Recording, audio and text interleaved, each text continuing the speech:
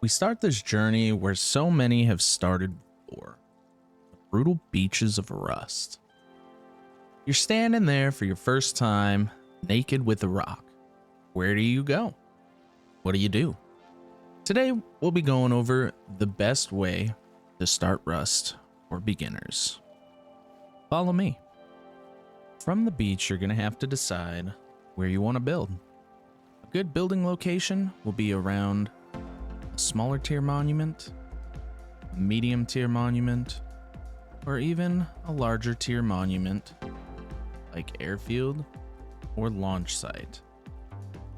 While you're on your way to your build location, start gathering resources. You see trees? Start smacking them down. Gather some wood so you can build your first base.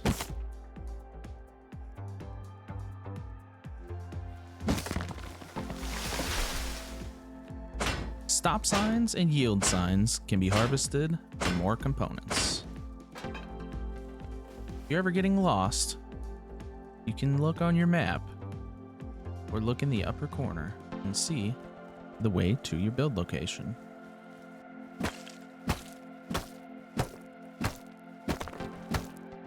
Don't forget to craft stone tools if you can't find any metal tools. They will help you with gathering a lot faster.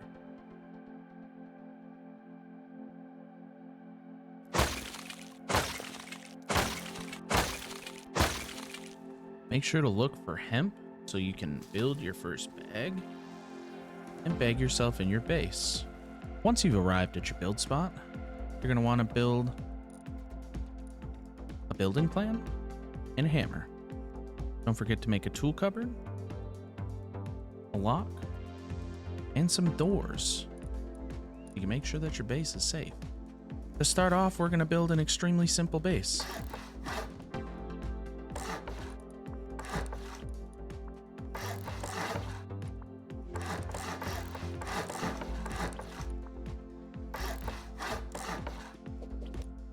We're going to upgrade everything.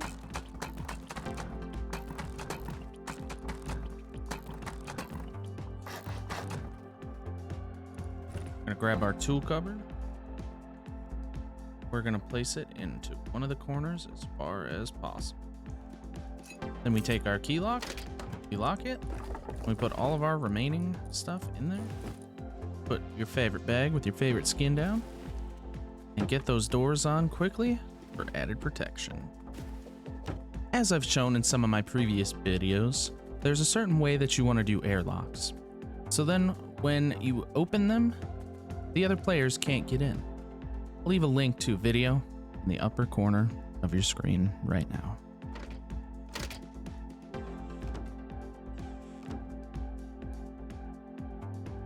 Now you have a couple options. You can either start working towards your first workbench, or you can start gathering more resources so you can expand your base. Let's go head out to the road and get some scrap.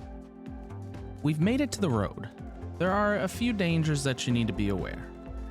Animals and scientists can still spawn by roads. So before you go up to a garbage pile that has a lot of shrubs around it, make sure that you don't hear a scientist or see a scientist, as they will, especially in early game, kill you.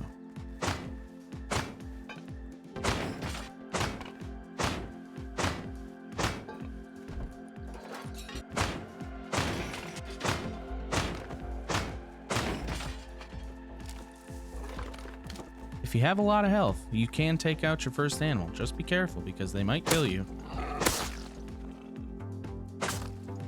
Make sure to harvest that animal so then you can get the food and the animal fat so you can start working towards your first furnace. These red barrels will give you fuel and crude oil. If you smelt the crude oil down, you will get more low-grade fuel. The requirements for your first furnace: 200 stone, 100 wood, and 50 low grade. I'd say the hardest thing to get is the low grade. So always be on the lookout for these barrels. Food and water are going to be very important. You have to make sure that you stay hydrated and fed, otherwise it could start adversely affecting your health. Finding an area that's close to your base that has a recycler is extremely important. It'll help you get that early game scrap to get your first workbench.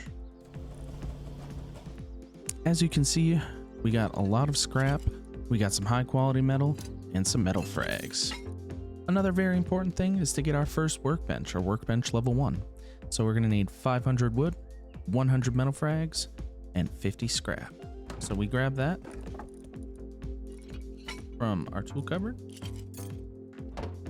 And we see that it's highlighted now, so we can craft our first workbench. I like to stick my tier 1 as far in the back as I can.